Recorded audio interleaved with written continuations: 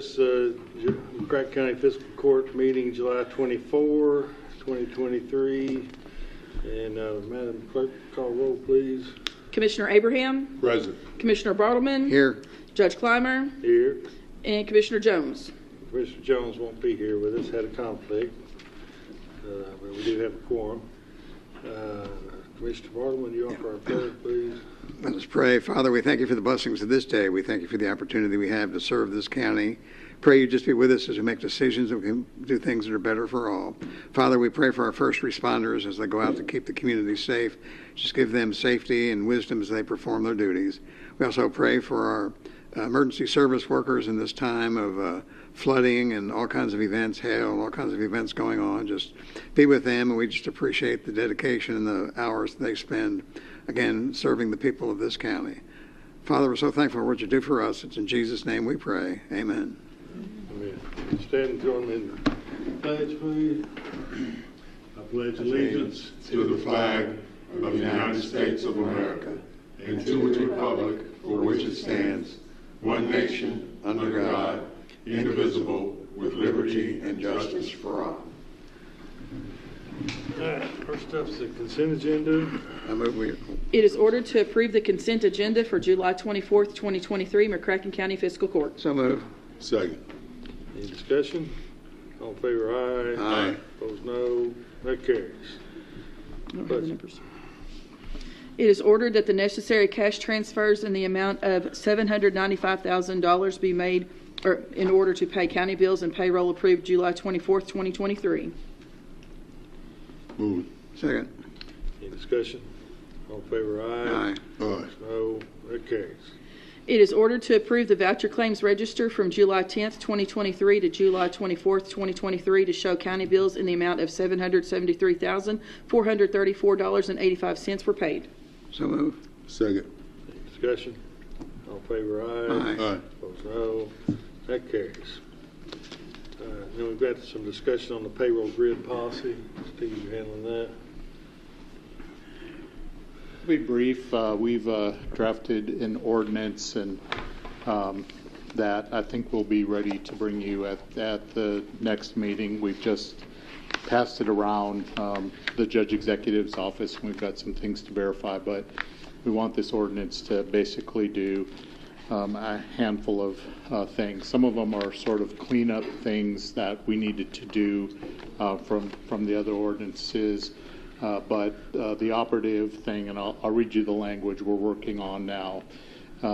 Newly hired, rehired deputies and other, here it is. After the initial date of hire or promotion, the next step increase will be based upon years of service in the position as shown on the attached Exhibit A. Will be on the immediately. I don't know.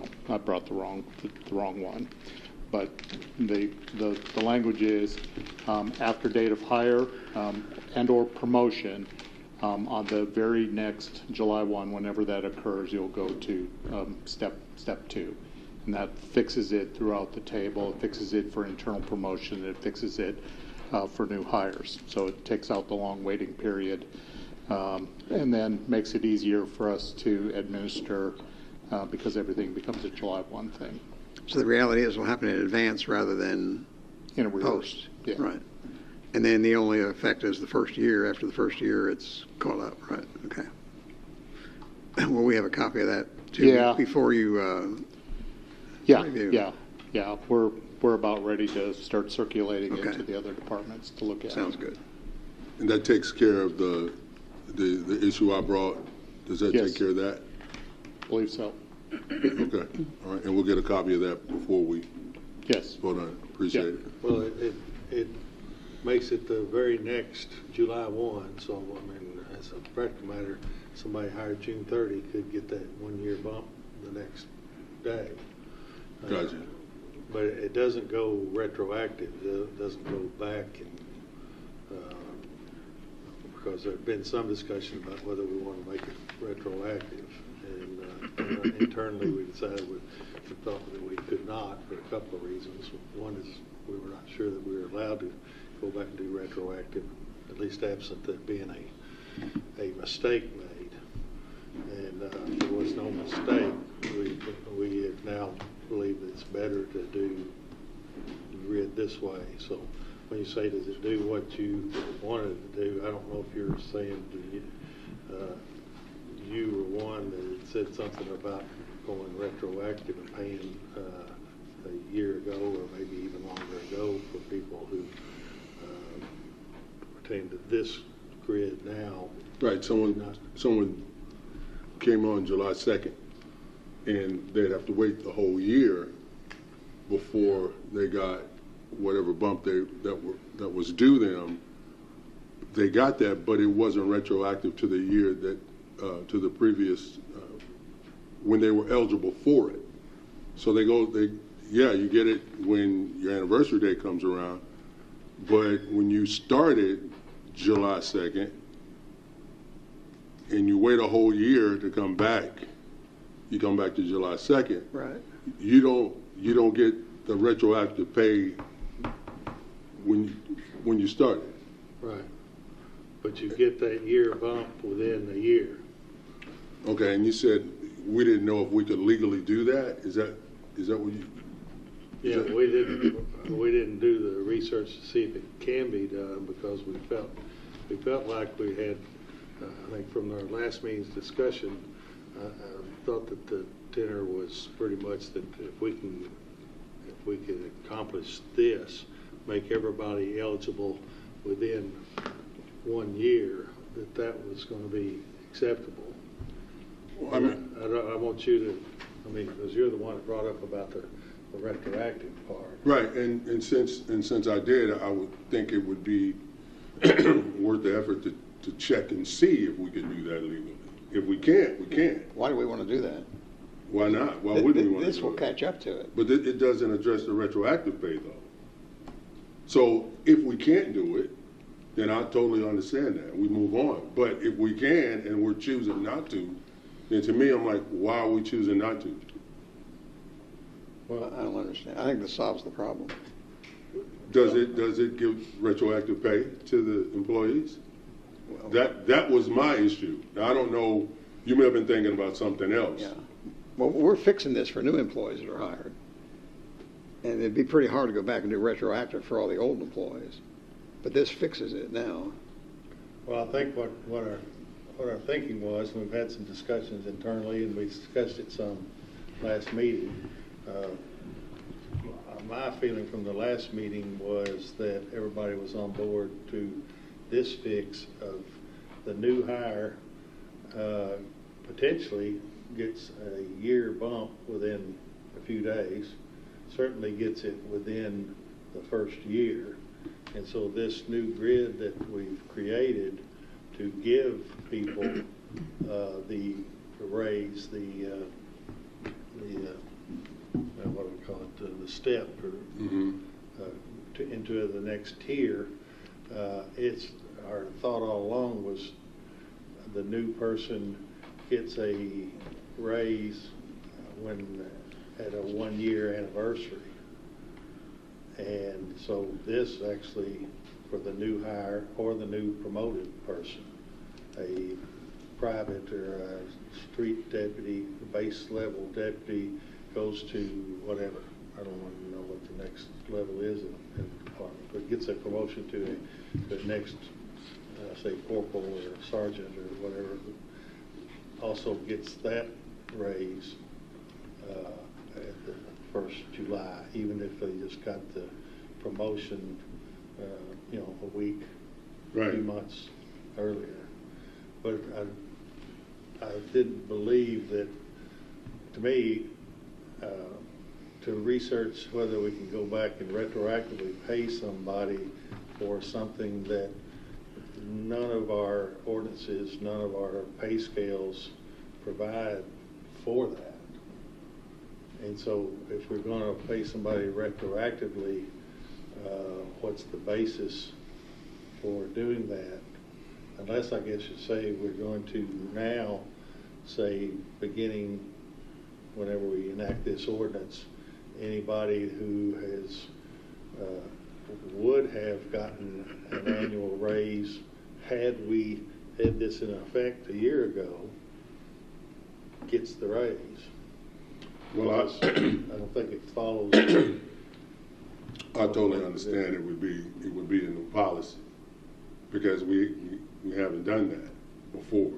So when you made your comments, we didn't know if we could do that.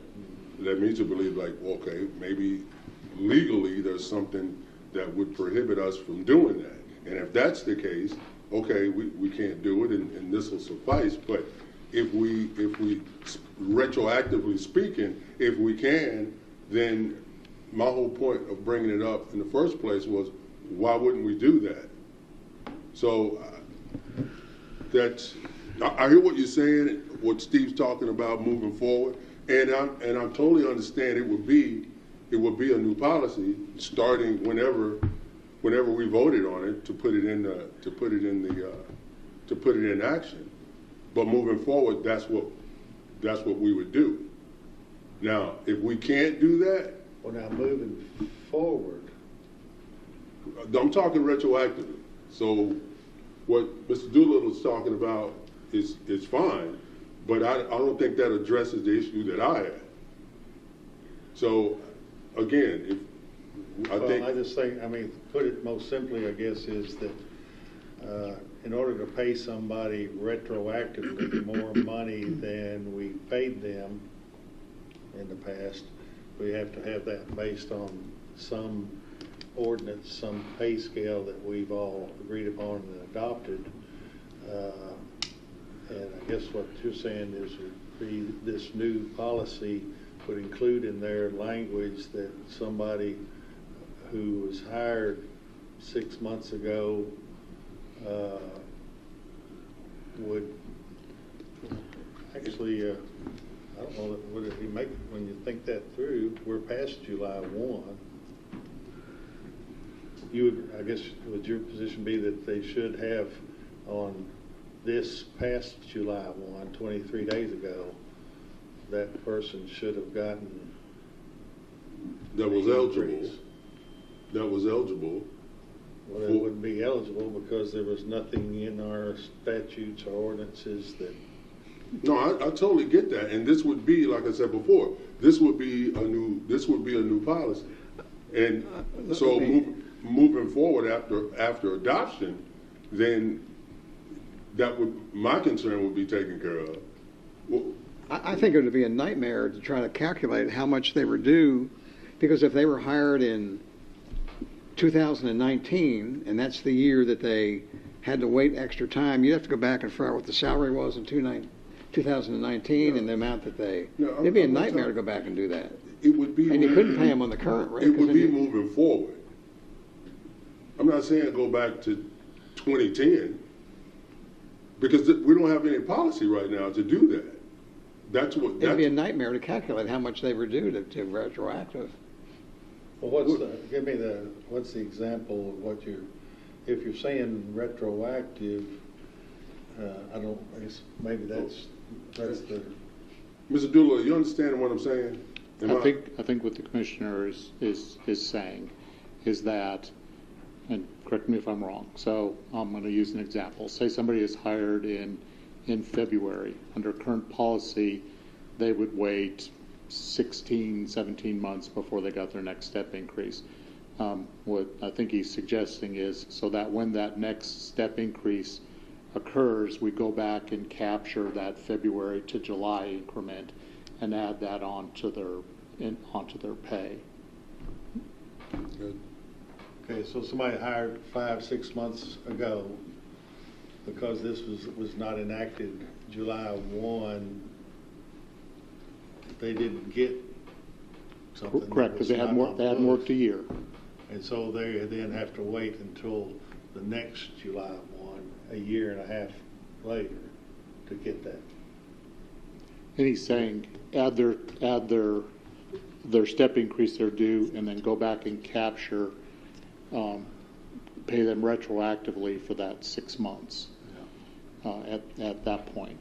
So I think what Commissioner Bartleman is saying is true too. It's So that's happened to virtually every employee in 3 departments over the last, since we started changing the salary grids in the last 3 years. Virtually every employee. We've gone past an anniversary date relative to their hire or their promotion. And say, well, I want to go back a year. Well, how far back do you want to take that? So that's why we were just forward looking, so that situation doesn't get created again. So certainly in the past, it's been our position. I won't say this is exactly what the law is. I'm not entirely sure, but if it's the employer's mistake and we find a mistake in the past, we correct it and we pay them. If I'm not aware of any situation where we said we're going to change our policy and make it go backwards. I don't know that we could do that. I think that'd be Because you run into some. I think if we found out that we weren't following our policy, and that happened, we could go back and pay them. But Right. we were mistake, following our policy, if it's whether our it was a good mistake. policy or a Yes. bad policy. We didn't have a policy. Yeah, we did. There was no policy to pay any of our employees retroactively. That's right. But we had a Right. policy to pay them. I'm not talking about that policy. I'm talking about moving forward a new policy. Now, if we can't do that, then we can't do it. But if we can, without blowing up the whole financial structure of fiscal court, then I think we should look into that. I just think it'd be a nightmare to calculate how much people were due retroactively. Well, how much? Okay, let's give an example. All right, you do a $5 bump, right? But you came on in, I don't know, July the 10th. So you'd have to wait till July 10th of that next fiscal year before you get that bump. So what I'm saying is, it would be a nightmare to go back and calculate. It wouldn't be if it was in 1 year, in this year, fiscal year, but if somebody was hired in 2018 and it took them 16 months to get their bump, you'd have to go back and find out how much their salary was in 2016 and calculate that 4 months. There's no precedence for that. I mean, we're talking about a new policy moving forward. Everybody would understand that. I came on in 2010. I'm not expecting, once this policy is passed, for the finance department to go back to 2010 and pay me. That's not what I'm talking about. I don't know. How far back are you talking about going? No, like I just explained, if you're hired here in July 1st, right? That's your anniversary date. Right. And so when July 1st rolls around, you get that 2024, let's say. Yeah. You get that. Yeah. If I come on July 10th, my anniversary date is July 10th. So I don't get that. I don't fiscal year come up. Yeah, you gotta wait 355 days. Correct. That makes the wait a little easier, doesn't it? If I know if I'm gonna get that retroactive pay, this is my date, but the way the policy is now, this is what you get, but we're not gonna pay you, we're not gonna retroactively pay you when you were due it. We're not gonna do that. The reason we came to this was really, I mean, I get what you're saying, but it was so that we would address these things as they come up with the new hires and the newly promoted people, rather than to make people wait that length of time to go ahead and give it to them.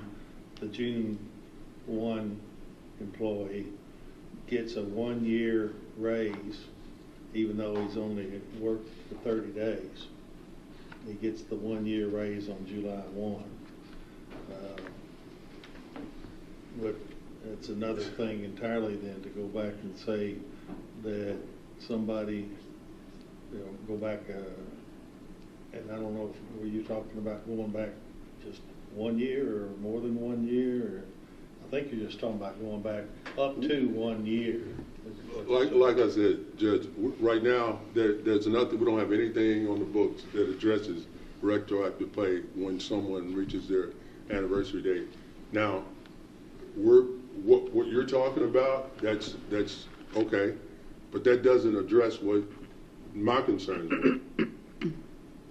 Well- Now, if we're going to do a new, excuse me, but if we're going to, moving forward, if this is a new policy, then I don't see why we couldn't address, I don't know why we couldn't address that. What I'm Well, talking- we are by saying the June Okay. 1 hire. Without doing this, the June 1 hire needs to wait a year, and the July 1 after that year. And So it'll- he's waiting 13 months, or she, 13 months to get the 1 year bump to eliminate that problem, because we're trying to give people a year raise, and our financial, all of this really stems around our bookkeeping abilities or lack thereof from the software that we have. We have to Right. make these changes on July 1. And so we thought, well, we'll accommodate, rather than make that person wait 13 months, get a year in plus the next July 1, and it could be a worst case scenario than that. They hire in June 1, the very next month, July 1, we pay them as if they've been here for a full year, which is a Also, good accommodation. Also going forward, it'll help existing employees. If they get a promotion on August 1st, they don't have to wait more than a year. They will get Well, their raise on July 1st. it sounded like what you just said is that we'll pay someone even though they haven't worked. What did you just say? Yeah. Well, go ahead. Well, that's not what I was talking about. I wasn't talking about paying anyone before they actually did the work. I'm talking about folks that already did the work.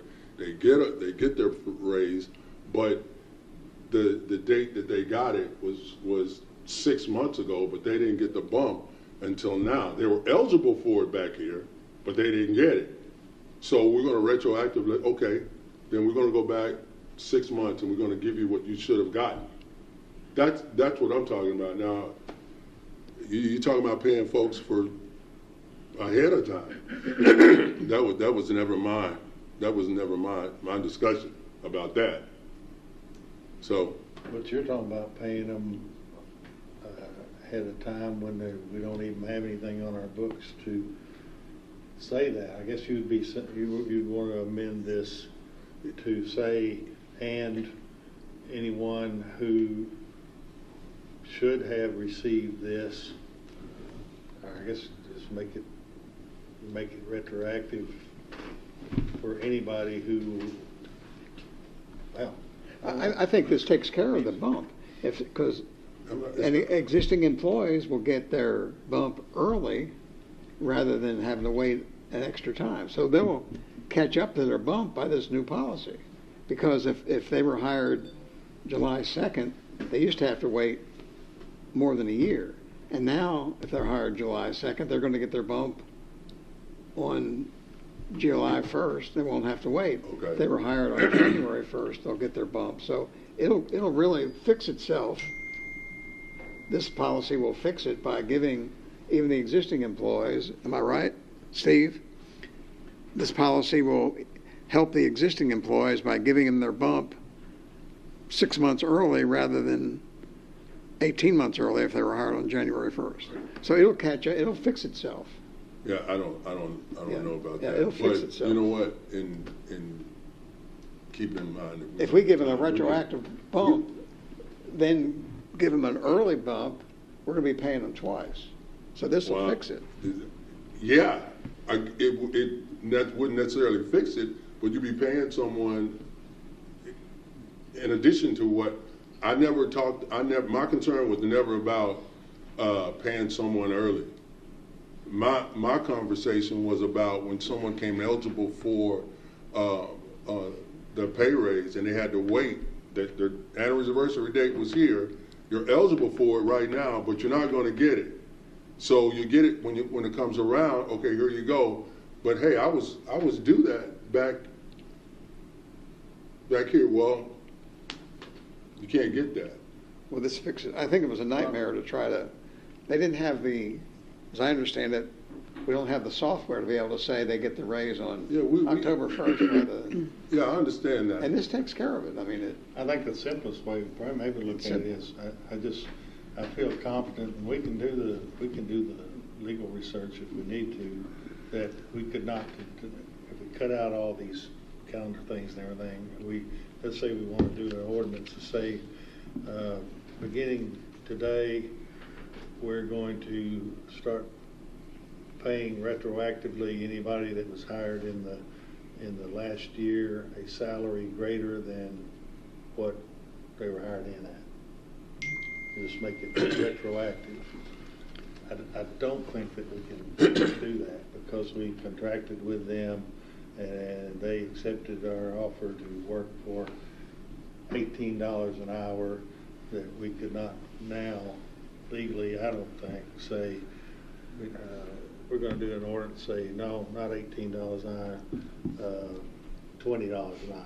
Or after 6 months ago, go back and say, we're going to pay them more money than they hired in at. I feel strongly that we couldn't do that. There's a grid that departments have that says if I start in at this amount of money, and after 2 years or whatever, after a year, I bump up. In some other departments, depending on your evaluation or whatever, then you're getting this amount of money extra, which say 18, we're gonna bump you up $1, right? But if that doesn't fall, if I'm understanding you guys right, if that doesn't fall within that fiscal year because of the date I was hired, yeah, I'm eligible for that dollar raise, but I gotta wait till that calendar year comes back around. Okay, now, hey, here's your dollar raise. Well, I was eligible for it 30 days ago. this policy fixes it. I don't They're not Commissioner, eligible I don't think until we that's enact quite it. correct. They were not entitled to it. The first payroll grids went into effect in 2007, and we've been administering it the same way since then. So at no time that I'm aware of did anybody get a, hey, I passed my anniversary in February, I'm due my bump. I've always had to wait until July 1 for that to occur. This is nothing, Right, nothing new that was created by this last amendment to this ordinance. That was the whole point, because we've never done that. And so to bring that up is like, wow, it'd be a financial nightmare to go back and calculate all of this. So moving forward, if we figure this out, if legally we can do it, then moving forward, that would be a new policy. I'm not talking about going back to 2010. I'm talking about moving forward from 2024 or fiscal year. And I don't see why it's so hard to understand But this what I'm policy saying. fixes that. Well, that's Because what if you somebody's say. hired on January 1st, they will get their bump 6 months early. So Okay. it fixes it. Okay, It fixes that problem. That, for for existing the record, employees. that's not what I was asking. But that fixes the problem. Well, that may create something else, but that's not what I was asking for. Okay. So look, I'll get with you. You can break it down for me, read some Okay. pieces, because I'm not understanding exactly what you're saying. Call me tomorrow. Yeah. Okay. Well, that's why it's on for discussion. We came up with this. I Okay. believe it's, from the discussion we had last meeting, I think you had some other ideas. It looked like the three of us otherwise were good with this, the idea of this, and so we didn't put more effort into looking at it. But we can if we need to. Well, one more thing before we get off this discussion, and discussion is good. This is why we do it. The email that I circulated prior to bringing it here, just to let you guys know what I was thinking, pretty much laid out exactly where I thought my thinking on this particular issue is. Now, what Mr. Doolittle is talking about is it does something, but it doesn't do what I expressed my concern was in the email to you guys. So we can we can move forward and talk about it, and maybe I'm missing something, right? Maybe I'm missing something. I don't think I am, but maybe I am. All right, we'll work through it. All right. All right, then 911 progress that you, Steve, should have on that. I think you are mostly. Think I We am? wanted to talk about advancing the notion of parcel fees to pay Yeah. for it.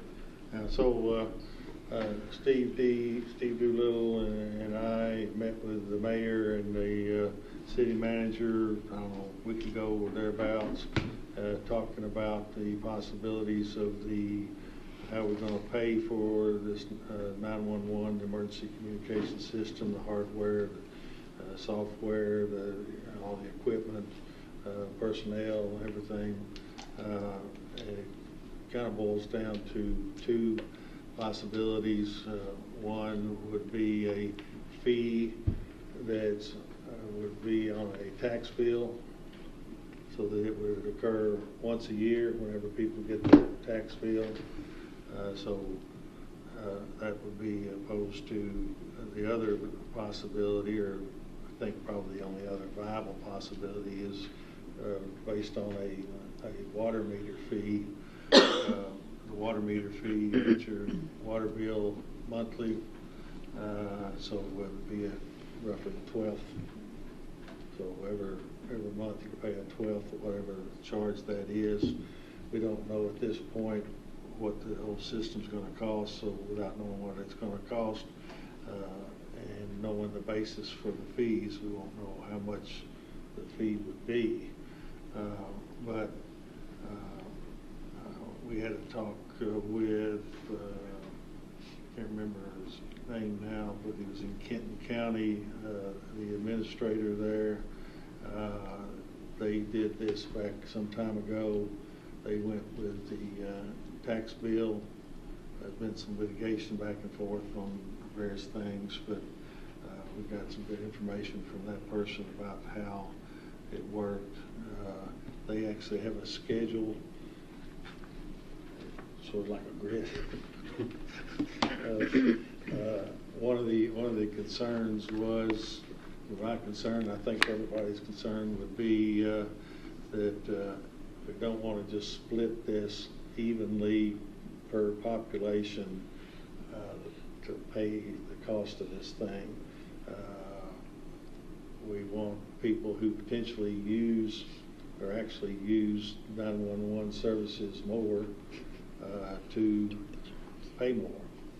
And the example I guess we've talked about is maybe an older person on a fixed income, that sort of thing, barely making it through life.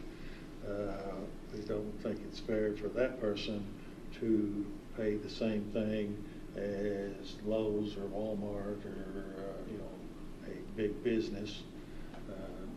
And the businesses tend to need 911 services more often for shoplifters or for just incidents that happen in the store and that sort of thing. So anyway, they've got it broken down into like 10, 12 categories. Really big business, this not quote, the biggest businesses, big business, smaller businesses, all down through that, and down to individuals. And they charge based on a parcel that has improvements on it. So not just a bare piece of ground, but a parcel, a piece of land with a home or a garage or whatever, something built on it, the store. And whether it's actually occupied at the moment or not. And then they break it down into apartment complexes and that sort of thing.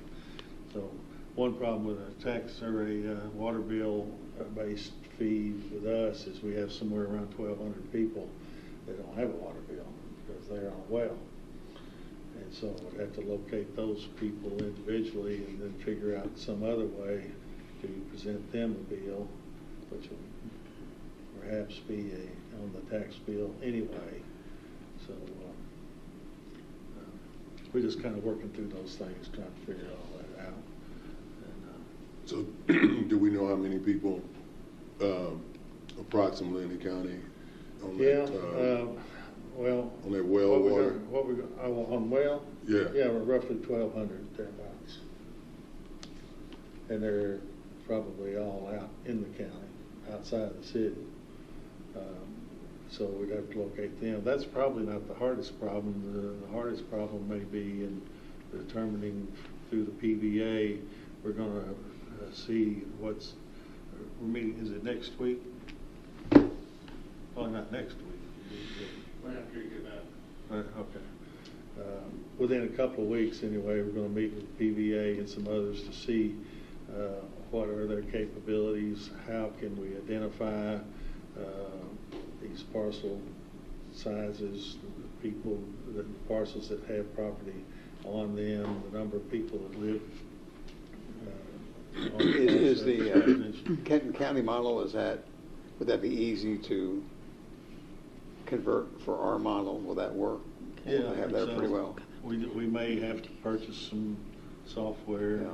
We may, it's. I think there are a lot of communities that have gone to the parcel fee. I think that's Yeah. what Marshall County is going to do. They drop their utility fee and they're going to go to the parcel fee, and like you talk about, have different categories. That it's not fair if Walmart pays the same amount that you pay and Richard pays. But they've given us a really good thing to go by that, I'm not saying we'll use it, but it looks to be the number one contender for how we ought to go about it in my mind, and I think in others. There's a lot of work to do yet to figure out what the cost's going to be, how to break it down between the county and the city, the hardware, the software, so it's going to be a little What's the process. earliest we could impose that if we wanted to? Could we do it? We couldn't do it this year, could we? No, I think it's too close because tax Right. bills are prepared in October. Right.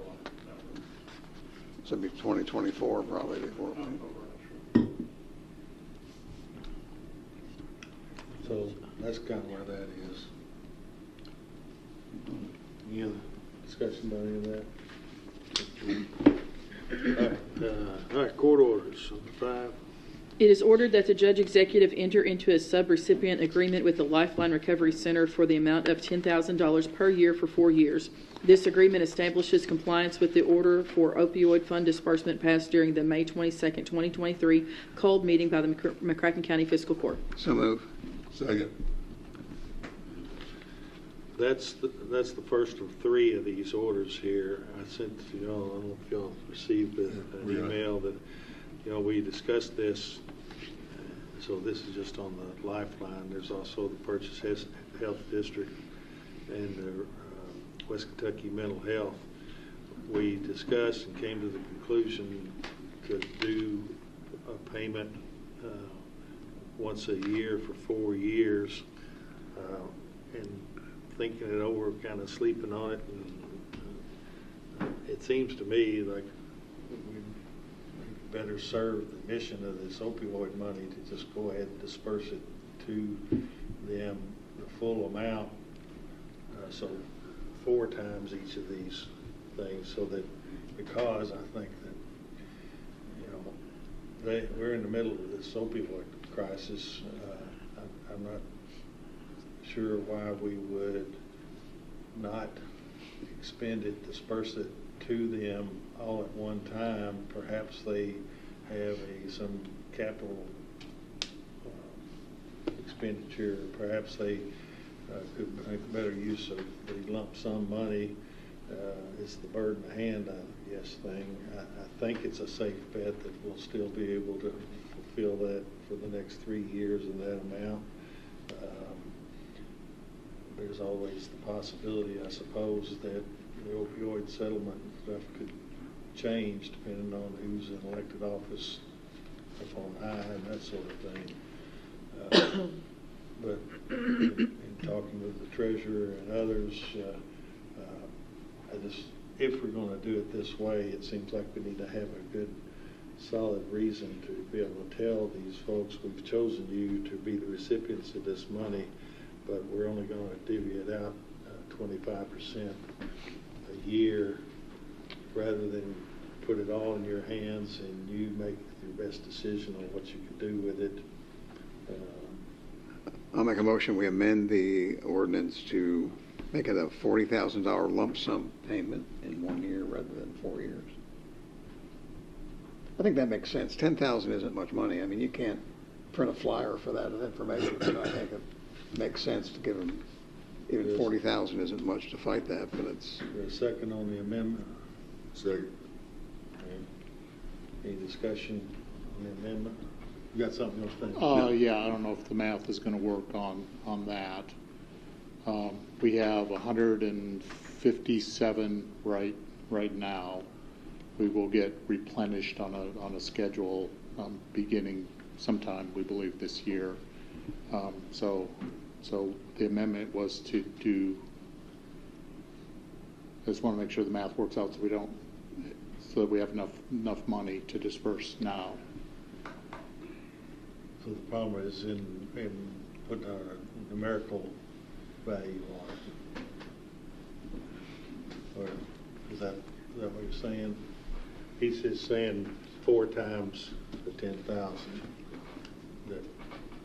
That's the amendment. Yeah, let me ask a Well, if we question. do four- Would it be good if we gave 40 to the Lifeline and 40 to the regional mental health, and then give them 77,000 to the Purchase District Health? Then when we get the rest of the money, we give it to Purchase District Health. Is that?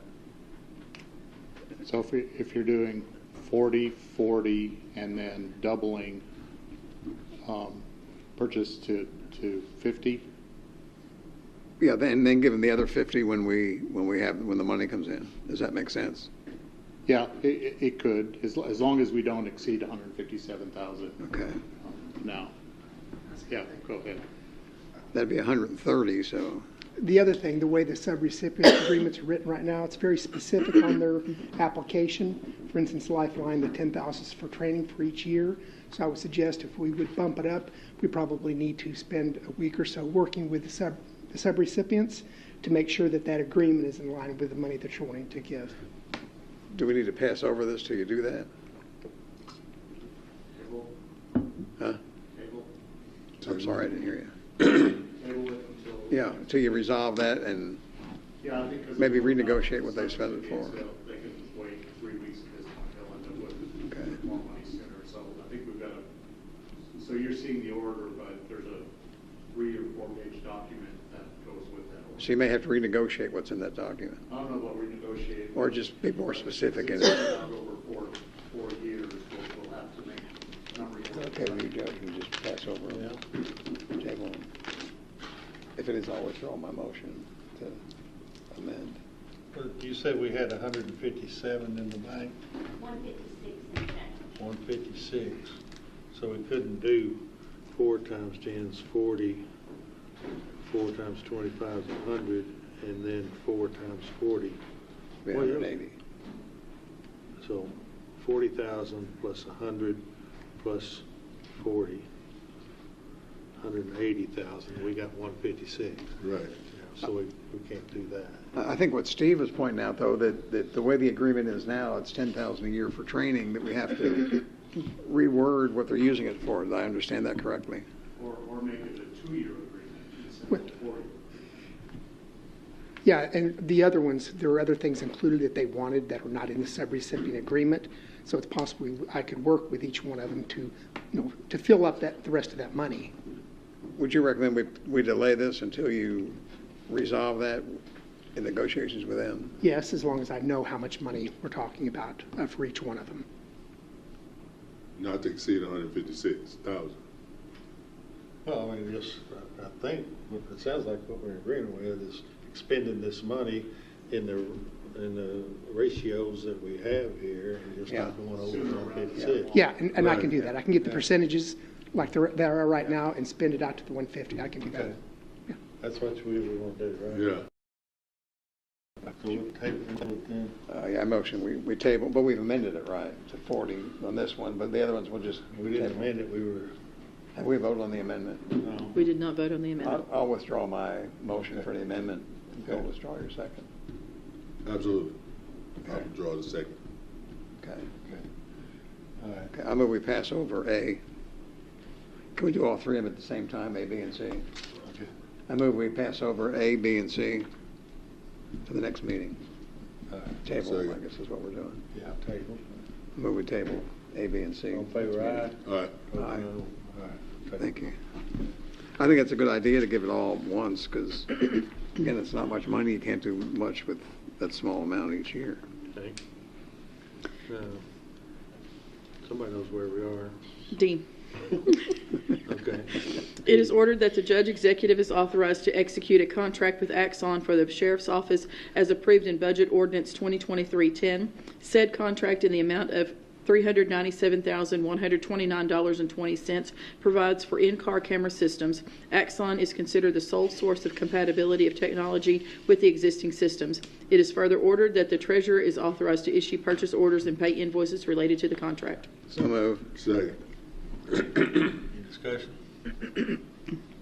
All in favor, aye? Aye. Opposed, no. That carries. It is ordered that the judge executive is authorized to execute a contract with Axon for the sheriff's office as approved in Budget Ordinance 2023-10. Said contract in the amount of $237,631.20 provides for body camera systems. Axon is considered the sole source of compatibility of technology with the existing systems. It is further ordered that the treasurer is authorized to issue purchase orders and pay invoices related to the contract. Motion. Second. Is there any grants available for that? Agencies are always getting grant money for body cameras, and is there any? There are some. Most of the ones we found are for upstarts, body worn video. I mean, I don't want to delay this, but I'm sorry. so I don't want to delay this, but I mean, if there's, Right. Since we already have body worn cameras, they don't really apply to us. The ones that we found, I haven't seen any for any. okay. Any other discussion? No. All in favor, aye? Aye. Aye. Opposed, no. Carries. It is ordered to pay the invoices listed below to Barkley Regional Airport Authority for new terminal expenses in the amount of $987.50. This amount is one half of the total invoices of $1,974.99 and is pursuant to the interlocal cooperation agreement dated August 28, 2021 between the City of Paducah, Kentucky, the County of McCracken County, Kentucky, and the Barkley Regional Airport Authority. Motion. Invoice MCFC 070623 dated 7/6/23, $798.50. Invoice MCFC 071323 dated 7/13/23, $189. You take that hurry up to heart then. Want to get you out of here, man. Second. Any discussion? All in favor, aye? Aye. Opposed, no. That carries. It is ordered that the term of Eddie Jones has concluded on the Agencies for Substance Abuse Policy Board. All in favor, aye? Aye. We Aye. haven't had a motion All yet. right. Motion. Sorry. Second. All in favor, Second, aye? yeah, aye. Opposed, no. That carries. It is ordered that Richard Abraham is appointed to the Agency for Substance Abuse Policy Board. So move. Second. Discussion. All in favor, aye? Aye. Opposed, no. That carries. It is ordered that Diane Shrewsbury be appointed to the McCracken County Planning Commission to fill the remainder of the term vacated by Darren Rankin, So which moved. expires June 30th, 2026. So move. Second. Discussion. All in favor, aye? Aye. Opposed, no. That carries. It is ordered that Don Boatman be appointed to the McCracken County Zoning Board of Adjustment to fill the remainder of the term vacated by Diane Shrewsbury, which expires January 30th, 2024. Motion. Second. Discussion. All in favor, aye? Aye. Opposed, no. I'm confused by those two. Okay. It's ordered that she be appointed, and then we're replacing her on January 30th of 2024. Is that right?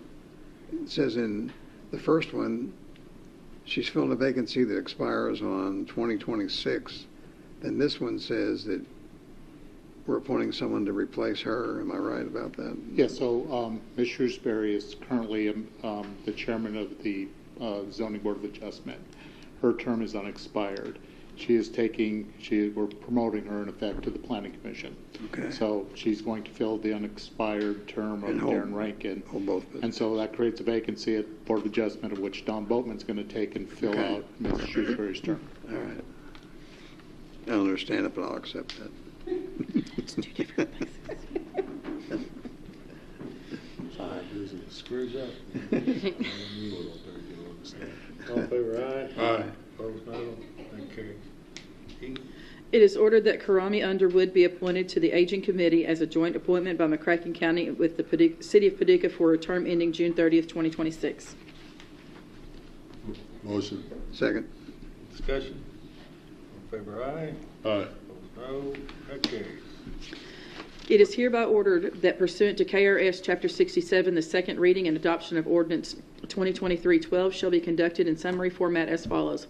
McCracken County, Kentucky, McCracken County Fiscal Court, ordinance number 2023-12. An ordinance amending McCracken County ordinance number 2016-11 by revising the amount the county will pay for unclaimed and indigent cremation services from $600 to $750. Summary: the present ordinance revising ordinance 2016-11, McCracken County cremation services to be financed by the county, pertaining to a modification on the maximum dollar amount the county will pay for cremation services. Certification: it is hereby certified by the McCracken County Fiscal Court that the present summary represents an accurate official statement of the main points of and contents of ordinance number 2023-12. Public inspection, ordinance number 2023-12, shall be available for public inspection in its whole and complete form in the McCracken County Judge Executive's office during ordinary business hours. So moved. Second. I Discussion? assume it's not a major issue on the budget since it's such a small amount, is it? Okay, thank you. I think we planned for it anyway. Okay. All in favor, aye? Aye. Aye. Opposed, no. That carries. It is hereby ordered that pursuant to KRS Chapter 67, the second reading and adoption of ordinance number 2023-13 shall be conducted in summary format as follows. Commonwealth of Kentucky, McCracken County Fiscal Court, ordinance number 2023-13. An ordinance to reapportion the fiscal court, the justice of the peace, and constable districts of McCracken County. Summary: the action effectuated in the present ordinance is authorized Kentucky Revised Statutes, Chapter 67.045, and requires the fiscal court to reapportion the county into districts and establishes district lines for the offices of Fiscal Court Commissioner, Justice of the Peace, and Constables. Certification: it is hereby certified by the McCracken County Fiscal Court that the present summary represents an accurate official statement of the main points of and contents of ordinance number 2023-13. Public inspection, ordinance number 2023-13, shall be available for public inspection in its whole and complete form in the McCracken County Judge Executive's office during ordinary business hours. Motion. Second. Discussion? All in favor, aye? Aye. Opposed, no. That carries. We have no need for an executive session. For a motion to adjourn. So moved. You had a second? All right. All in favor, aye? Aye. We're gone.